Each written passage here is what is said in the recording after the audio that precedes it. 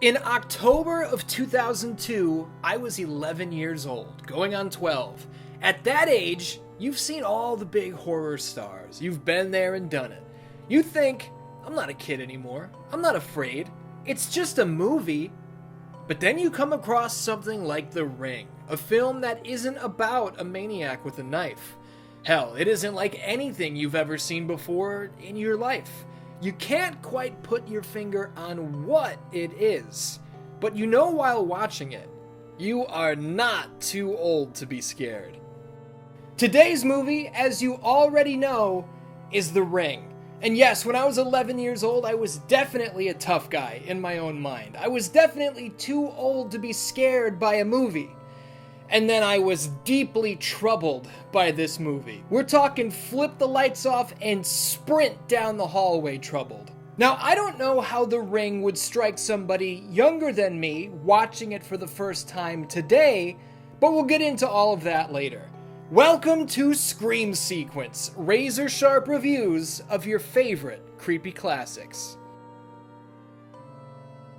Every video here on 616 Entertainment is made possible by my supporters over on Patreon. If you enjoyed the show here today, consider signing up. You'll get early access, exclusive videos and podcasts, and more. Pro Wrestling Tees has the merch. As always, thank you for watching.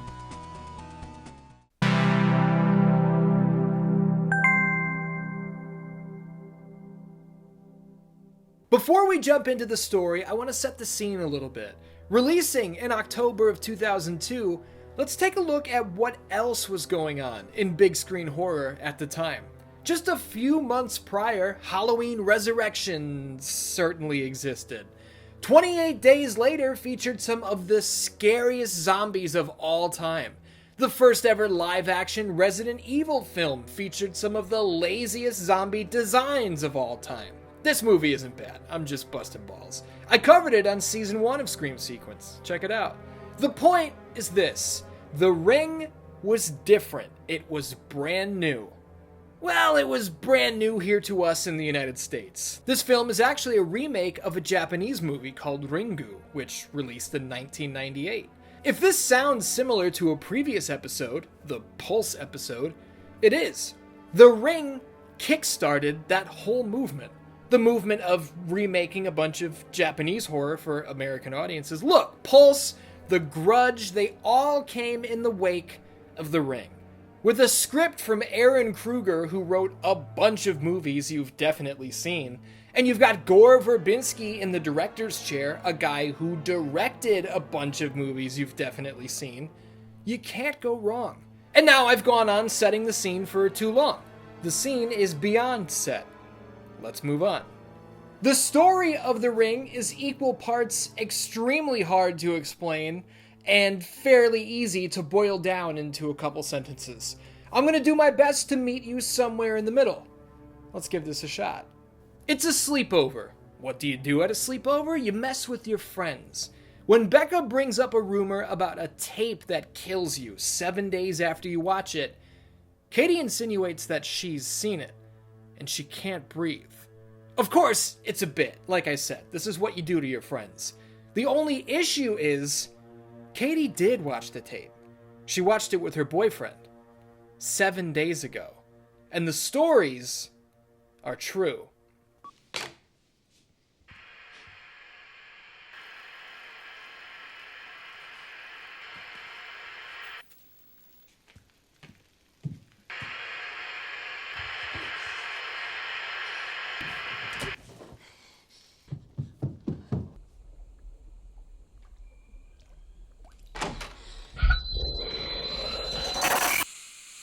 Katie's cousin and best buddy, Aiden, attends her funeral with his mom, Rachel. Rachel's a journalist, and with a string of unexplained deaths occurring in her area, now connected directly to her family, her instincts kick in. She hears from Katie's friends that Katie's boyfriend also died that same night at the exact same time, as did several other teenagers. Rachel tracks down this haunted tape, checks it out to see what the big hubbub is, and shit starts getting weird immediately.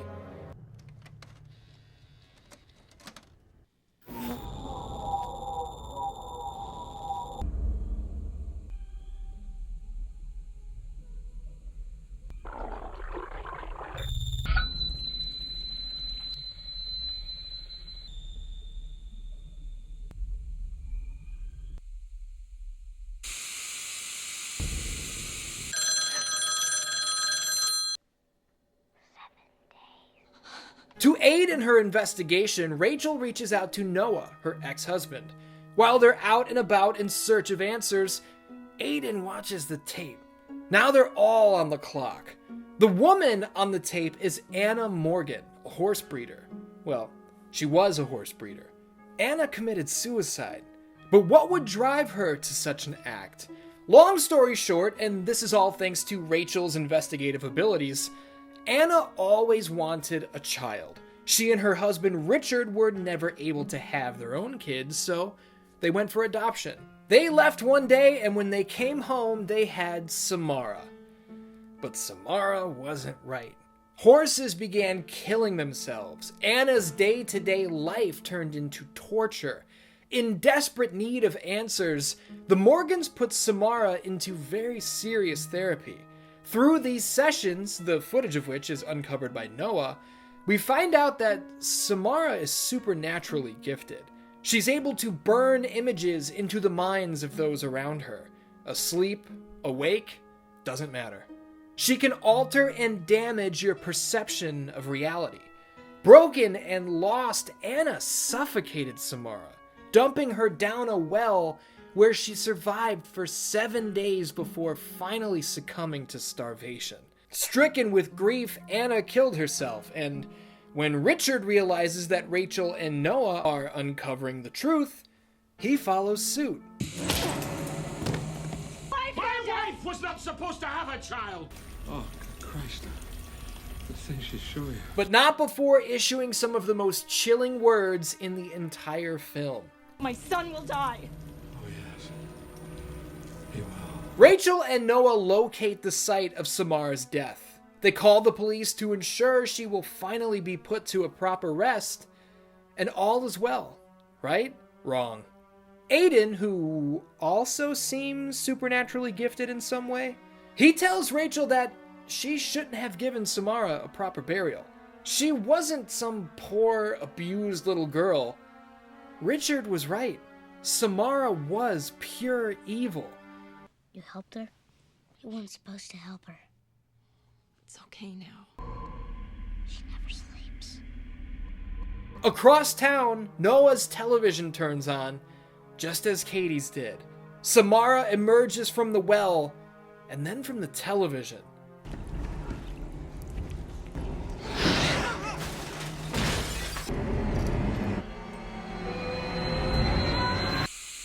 Noah is killed, and that's when Rachel puts the pieces together in regards to what saved her life. She made a copy of the tape. All Samara ever wanted was to be heard. Copying the tape is like lending your ear. She guides Aiden through the process in order to save her son. When he asks the question, What about the person we show it to? What happens to them? Now clearly, that's the abridged version. Most of this movie follows Rachel during her research. She goes all over town, scanning through old newspapers and articles, gathering every little piece of information. I happen to believe that The Ring is one of the best horror movies made in my entire lifetime. But I can't help but wonder how this would strike a younger person watching it today for the first time. Would they find it boring? This is a slow burn type of movie. There are no jump scares or audio crashes here. This is a long, weighted blanket of cold, wet dread spread across your entire body for 2 hours. I don't know if that's what the kids are looking for today. I don't know if that's what anybody's looking for. It sounds miserable. But either way, let's go a little further. The tape itself is one of the creepiest things I've ever seen, even to this day. And if you want to know something cool, pop in the DVD. Press up on your remote and you will notice that the little arrow has disappeared. Press the play button and the cursed tape will play in its entirety. God damn, this is cool. It's insinuated that the tape is otherworldly. Noah mentions that there's no source code. There's no way to trace back where this tape came from. And playing it on a VCR, the time code doesn't even make sense. Rachel pulls a fly from inside the screen into the real world. Now this is kind of explained, but only through the loose concept of Samara's powers, I guess. Her power to fabricate images and imprint them into reality. The lack of how any of it works is great. She's just evil. And she was adopted. So where did she come from? Nobody knows. She might be 1,000 years old or something. She might not even be human. We don't know. I love it.